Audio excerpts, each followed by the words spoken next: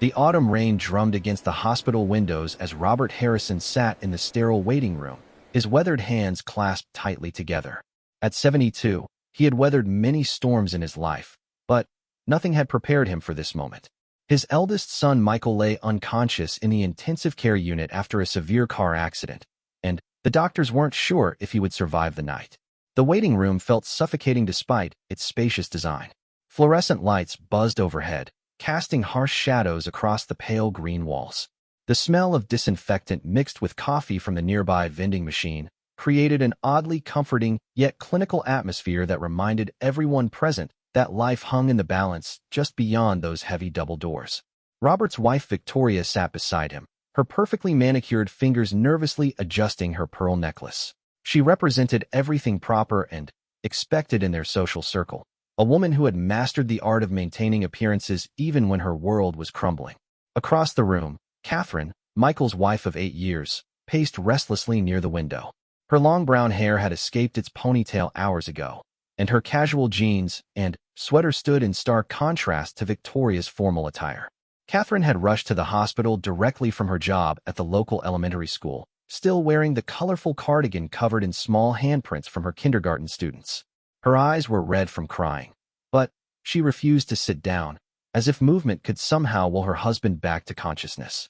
The three of them existed in this strange bubble of shared anxiety, yet each was isolated in their own private grief.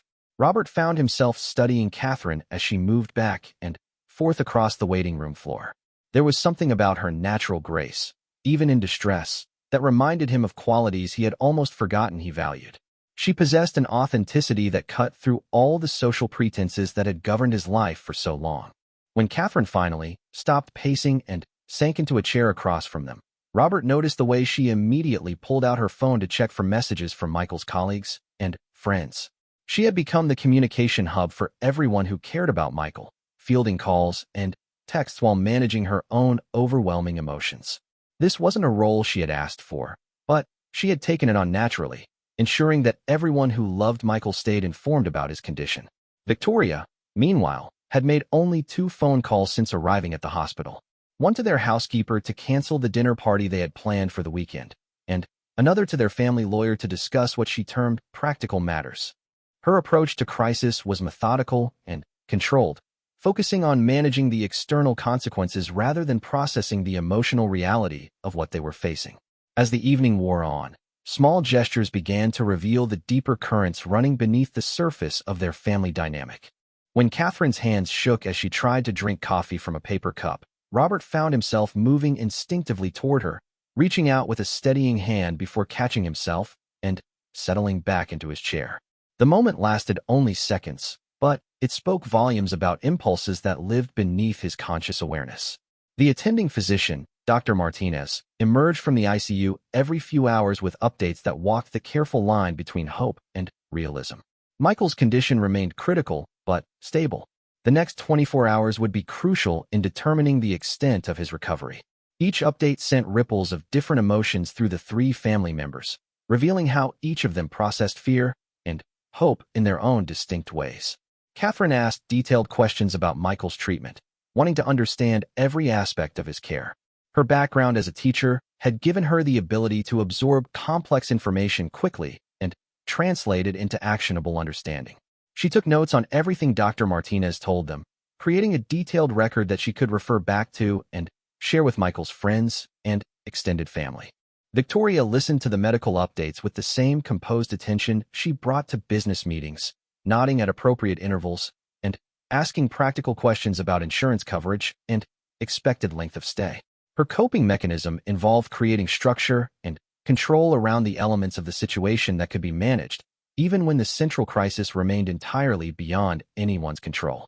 Robert found himself caught between these 2 approaches, drawn to Catherine's emotional engagement while recognizing the familiar comfort of Victoria's systematic methodology. But as the night deepened and exhaustion began to affect all of them, something shifted in the careful balance they had maintained throughout their years as a family. During one of Dr. Martinez's visits, Catherine broke down completely, the accumulated stress and fear finally overwhelming her carefully maintained composure. She sobbed openly, her whole body shaking with the force of emotions she had been holding back for hours. In that moment of raw vulnerability, Robert felt something crack open inside his own chest, a recognition of shared humanity that transcended all the social boundaries that typically governed their interactions.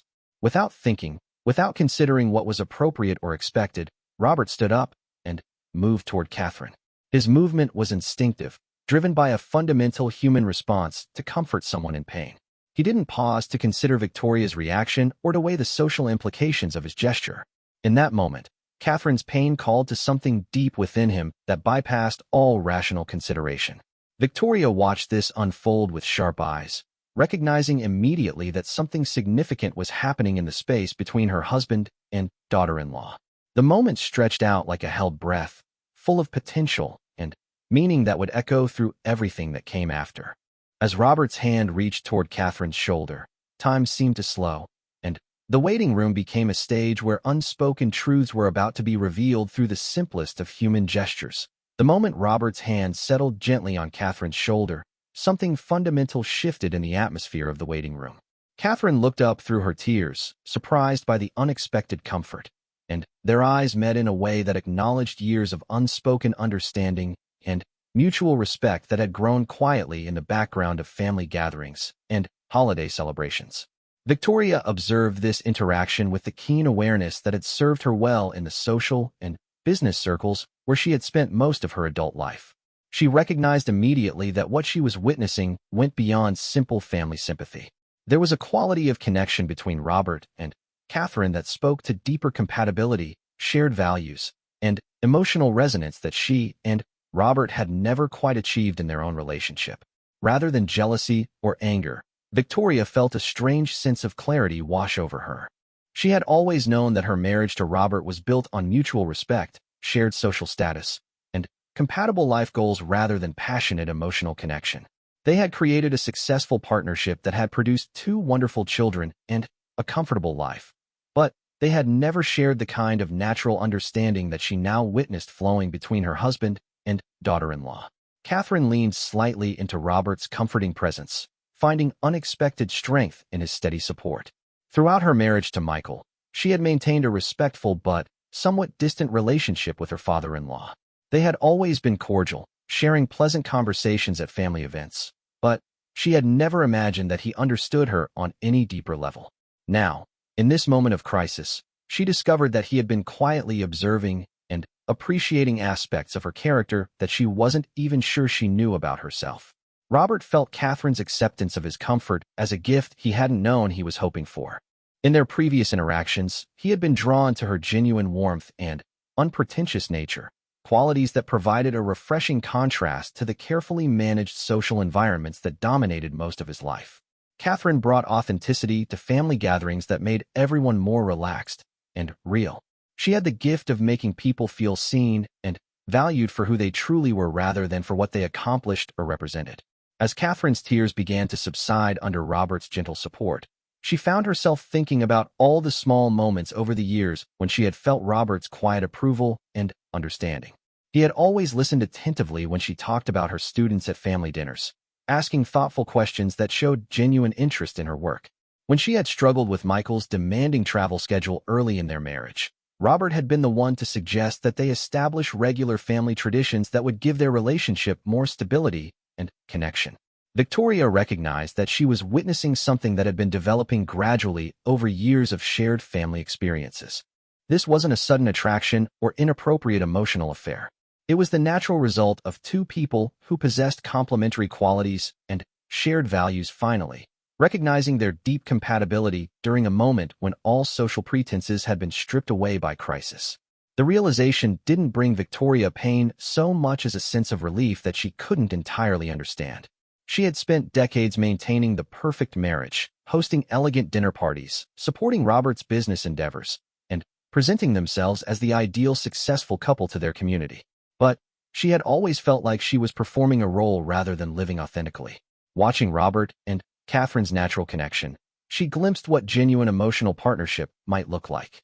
Dr. Martinez returned with another update, and this time Catherine was composed enough to ask detailed questions about Michael's neurological responses and what the doctors were seeing in his brain scans. Robert listened intently, not just to the medical information, but to the way Catherine processed and responded to complex, frightening news. Her ability to remain focused and thoughtful even while dealing with overwhelming fear impressed him deeply.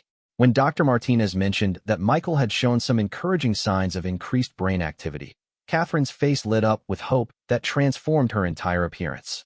Robert felt his own heart lift in response to her joy, and he realized that her happiness had become genuinely important to his own emotional well-being. This recognition came with both comfort and complication, as he understood that his feelings for Catherine had evolved far beyond what was appropriate for a father-in-law. Victoria decided to take a walk to the hospital cafeteria, ostensibly to find better coffee, but actually to give herself space to process what she had observed. As she moved through the quiet hospital corridors, she reflected on the strange turn her life had taken. She felt like an observer of her own family drama, watching from a distance as emotional truths revealed themselves through circumstances no one could have predicted or controlled. Left alone together, Robert and Catherine fell into easy conversation about Michael's childhood, sharing stories that revealed different perspectives on the man they both loved. Catherine had never heard about Michael's early struggles with confidence, and how Robert had spent countless hours helping him develop the self-assurance that had served him well in his legal career. Robert learned about Michael's private moments of vulnerability with Catherine, times when he had expressed doubt about living up to his family's expectations. Through these shared stories, they began to understand that they both saw and appreciated aspects of Michael's character that others missed. Catherine valued Michael's gentle sensitivity, while Robert admired the way his son had learned to balance ambition with genuine concern for others. They realized that they had both been quietly supporting Michael's development in complementary ways, Catherine nurturing his emotional growth, while Robert provided guidance for navigating professional challenges. As they talked, the natural ease of their interaction became increasingly apparent. They shared similar senses of humor, comparable approaches to problem-solving, and compatible values about what made life meaningful. Their conversation flowed effortlessly from serious topics to lighter observations, creating a bubble of normalcy and connection in the midst of their crisis. When Victoria returned from the cafeteria, she found them sitting closer together, engaged in animated discussion about Catherine's ideas for improving reading programs in her school district. Robert was listening with the kind of focused attention that Victoria realized she had never received from him during their own conversations about her charitable work or social commitments. The difference wasn't necessarily that Catherine's work was more important, but that Robert found her approach to challenges more inspiring and aligned with his own values. This observation crystallized something that Victoria had been avoiding acknowledging for years. She and Robert had grown into compatible strangers who shared a life without sharing a deeper connection. They had built their relationship around external goals and social expectations rather than genuine emotional and intellectual partnership. Watching Robert with Catherine, Victoria finally understood what she had been missing, not just in her marriage, but in her understanding of what relationships could offer. The night continued to unfold with small moments that revealed larger truths about the connections between these three people, setting the stage for revelations and decisions that would reshape all of their lives in ways none of them could yet imagine. As dawn broke through the hospital windows, painting the waiting room in soft golden light, the three family members had settled into an unusual rhythm of shared vigilance. Victoria had claimed a corner chair where she could observe both Robert and Catherine while maintaining her own space for reflection. She had spent the night coming to terms with realizations about her marriage that she had been avoiding for years. Catherine had finally accepted Robert's suggestion that she try to rest, and she now dozed fitfully in the chair beside him, her head occasionally drifting toward his shoulder before she caught herself and straightened up. Each time this happened, Robert felt a complex mixture of protectiveness and longing that he was struggling to understand and manage appropriately.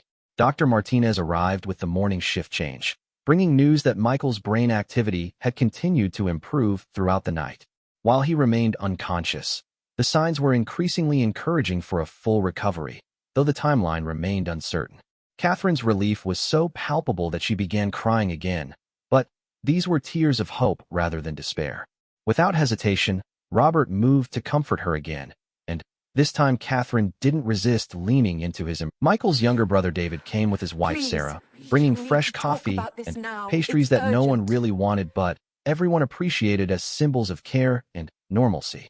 Michael's law partners sent flowers and offers of support that Catherine gracefully managed while keeping everyone updated on his condition. Through all these interactions, Robert found himself naturally gravitating toward Catherine, helping her manage the influx of visitors and questions while Victoria coordinated with the hospital staff about practical matters. They had unconsciously divided responsibilities in a way that played to their strengths and preferences, working together with an efficiency and understanding that impressed everyone who observed them. David noticed the dynamic between his father and sister-in-law, commenting privately to his wife that he had never seen Robert so attentive and emotionally engaged. Sarah, who had always admired Catherine's ability to bring out the best in people, recognized that she was witnessing something special in the way Robert responded to Catherine's natural warmth and authenticity. When visiting hours opened for the ICU, Dr. Martinez allowed them to see Michael in small groups. Catherine went first, spending 20 minutes talking to her unconscious husband, telling him about all the people who were praying for his recovery and sharing plans for things they would do together when he was well. Her voice never wavered, projecting confidence and love that filled the sterile room with warmth. Robert went next, sitting beside his son's bed and speaking in the quiet, steady voice that had guided Michael through childhood challenges and adult decisions. He talked about business matters that needed Michael's attention, creating the impression that his recovery was simply expected rather than hoped for. But underneath his practical words, Robert conveyed the depth of his love and pride in ways that didn't require dramatic expression. Victoria's visit was shorter, but no less meaningful. She spoke to Michael about family obligations and social commitments, maintaining the structure and expectations that had always provided stability in their family. Her approach might have seemed cold to outsiders, but Michael had always found comfort in his mother's unwavering consistency and high standards. After their individual visits, they gathered again in the waiting room, each processing what they had experienced differently. Catherine felt more hopeful about Michael's recovery after seeing him surrounded by so much medical care and family support. Robert was encouraged by subtle signs of responsiveness that he had noticed when he spoke about topics that typically engaged Michael's interest. Victoria felt confident that Michael would want to return to the well-ordered life that she helped maintain for their family. As the day wore on, fatigue began affecting all of them in different ways. Victoria decided to return home to shower and change clothes, insisting that someone needed to maintain normal routines and handle the practical matters that continued to require attention. Her departure left Robert and Catherine alone together for an extended period, creating space for deeper conversation than they had ever shared. Catherine began talking about her fears, not just about Michael's recovery, but about their future together.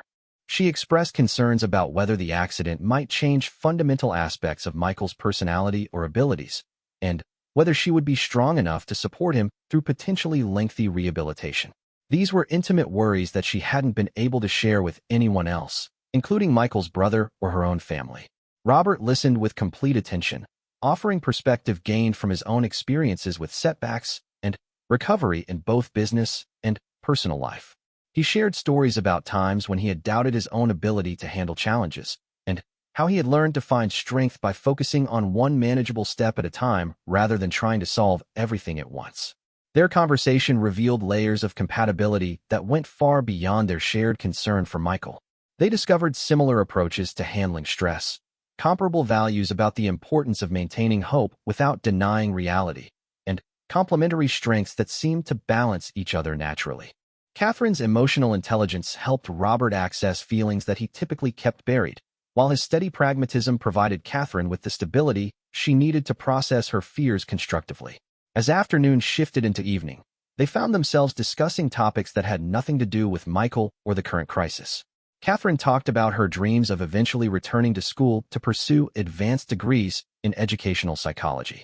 Robert shared his growing interest in philanthropic work that would allow him to use his business skills for purposes more meaningful than profit generation.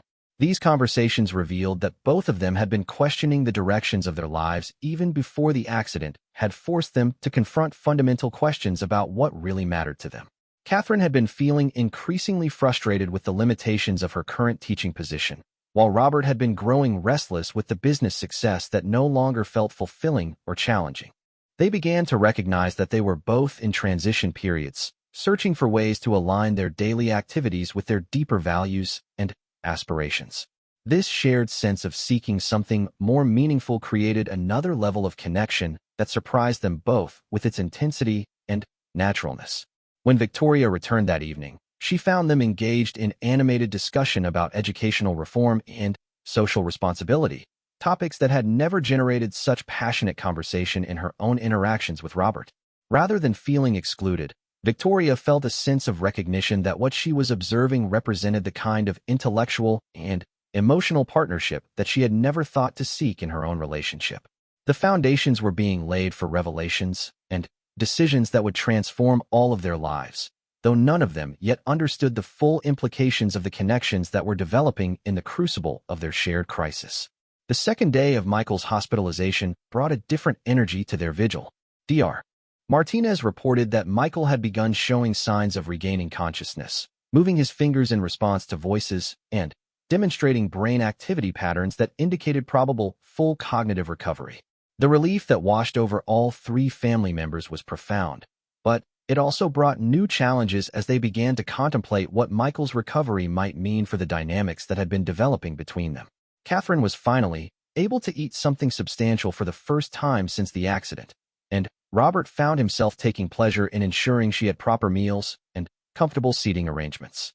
His attentiveness went beyond what was necessary or expected, reflecting a desire to care for her that had little to do with their family relationship and everything to do with the personal connection that had been growing stronger with each shared hour.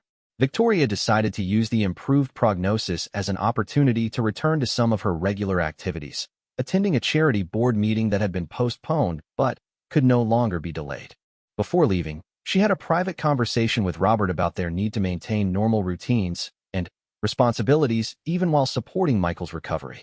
Her words carried undertones that suggested she was also creating space for Robert and Catherine to continue exploring whatever was developing between them. Left alone once again, Robert and Catherine found their conversation turning to more personal topics.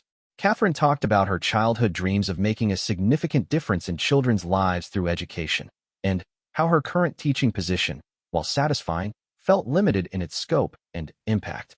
She had been considering pursuing advanced degrees that would qualify her for educational policy work or administrative positions where she could influence broader change. Robert shared his own growing dissatisfaction with the business empire he had built over decades of focused effort.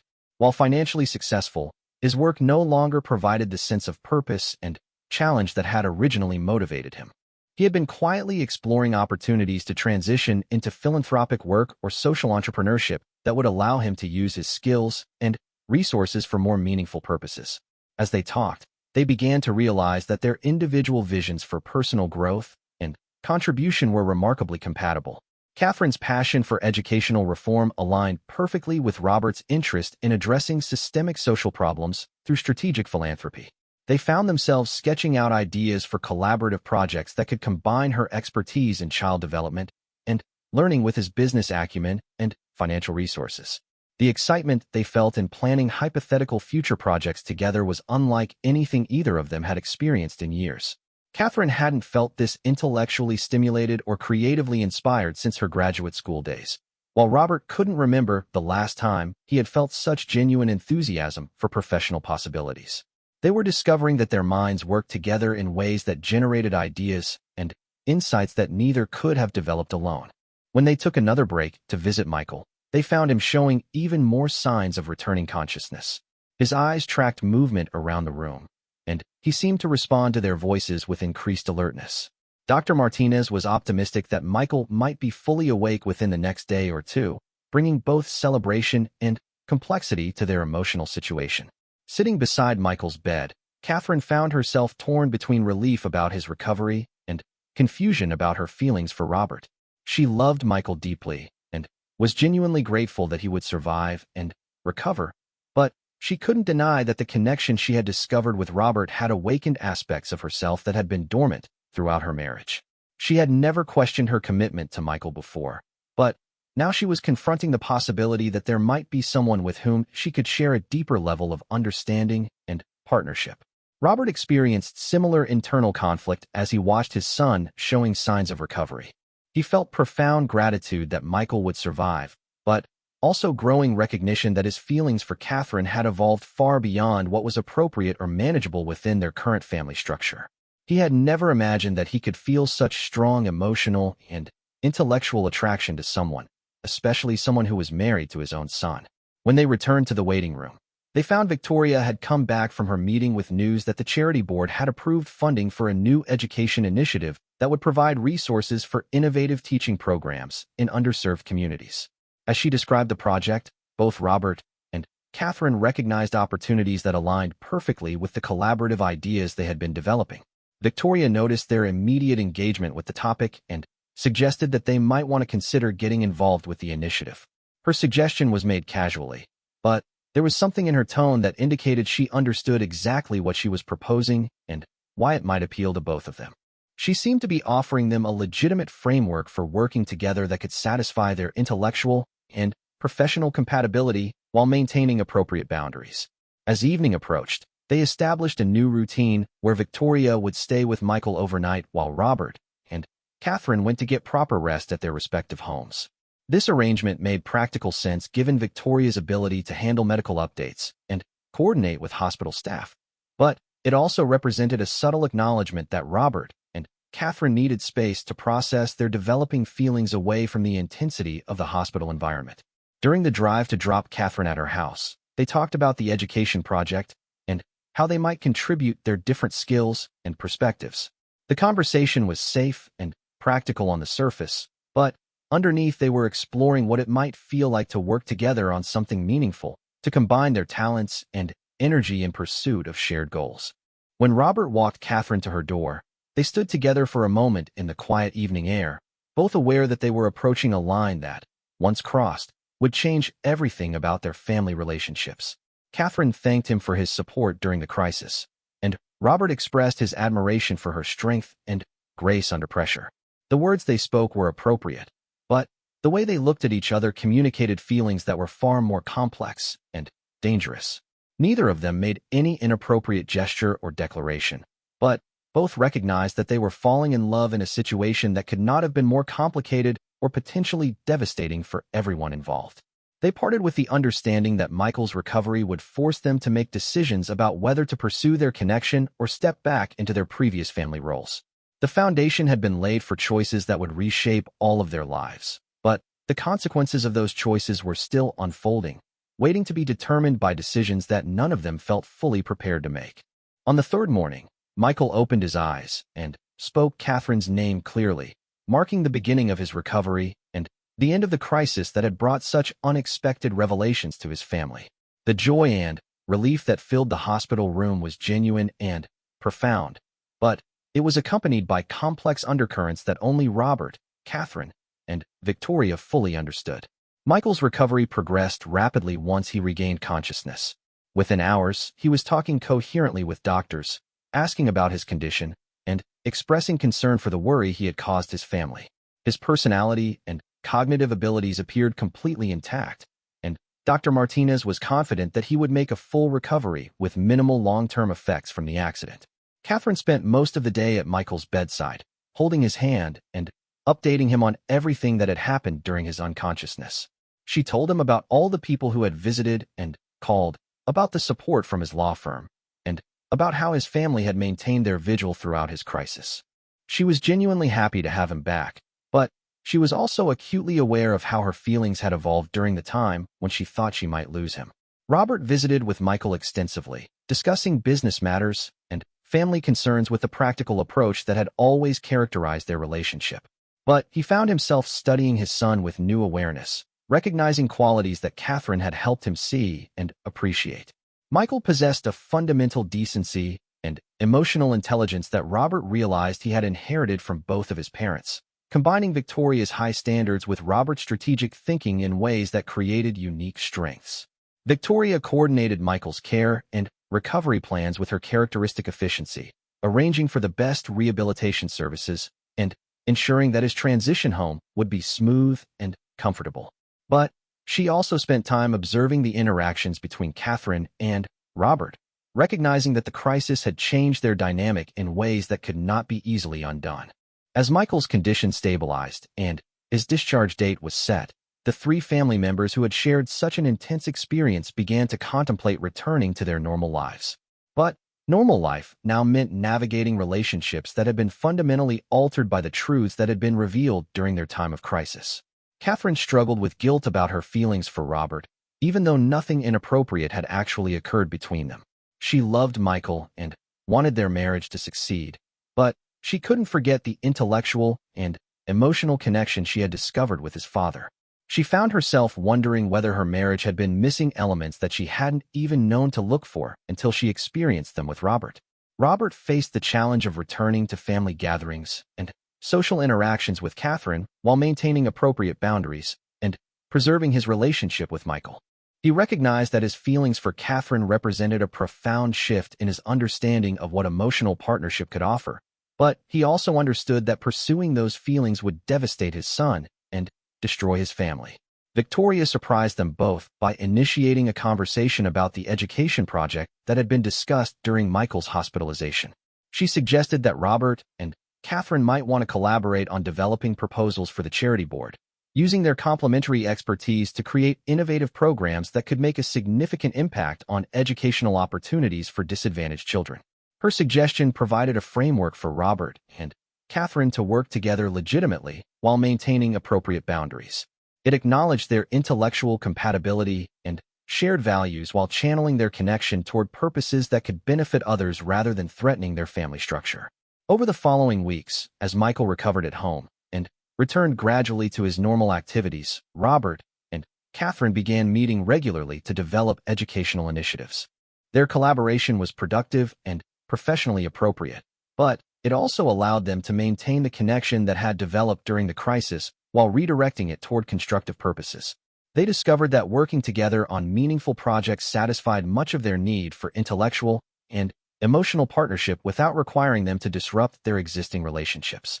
Catherine found that collaborating with Robert provided the professional growth and creative challenge she had been seeking, while Robert discovered that philanthropy offered the sense of purpose that had been missing from his business career. Victoria observed their collaboration with satisfaction, recognizing that she had found a solution that honored everyone's needs while preserving their family stability. She had never wanted to be Robert's closest emotional partner, and seeing him find intellectual companionship with Catherine actually relieved her of pressure to fulfill needs that didn't align with her own personality and interests. Michael gradually became aware that something had shifted in his family dynamics during his recovery, but he interpreted the change as positive growth rather than threat. He was pleased to see Catherine pursuing professional interests that challenged and fulfilled her, and he appreciated his father's increased engagement with philanthropic work that reflected their shared values about social responsibility. The education initiatives that Robert and Catherine developed together were successful beyond anyone's expectations, creating programs that combined innovative teaching methods with sustainable funding models. Their collaboration attracted attention from national educational organizations and policymakers, providing both of them with opportunities for influence and impact that exceeded anything they had previously imagined possible. As months passed, they settled into a new equilibrium that allowed all of them to grow and develop in ways that honored their authentic selves while maintaining their family relationships. Catherine and Robert's partnership remained professional and appropriate, but it provided both of them with the intellectual stimulation and emotional understanding that enhanced their lives without threatening their other commitments. Victoria found that her marriage to Robert became more honest and comfortable once they stopped trying to force emotional intimacy that didn't come naturally to either of them. They developed a companionate partnership based on mutual respect, shared responsibilities, and compatible life goals, which proved more satisfying than their previous attempts to fulfill romantic expectations that didn't fit their personalities. Michael's recovery brought him closer to all three of them in different ways. His relationship with Catherine deepened as they both matured and developed greater appreciation for each other's individual growth. His connection with Robert evolved to include collaboration on the philanthropic work that had become Robert's passion, while his bond with Victoria strengthened around their shared commitment to maintaining family traditions and social obligations. The crisis that had threatened to destroy their family ultimately transformed it into something more authentic and sustainable. By acknowledging unspoken truths and finding constructive ways to honor deep connections without betraying existing commitments, They created a new model of family relationship that allowed everyone to flourish while maintaining the love and loyalty that bound them together.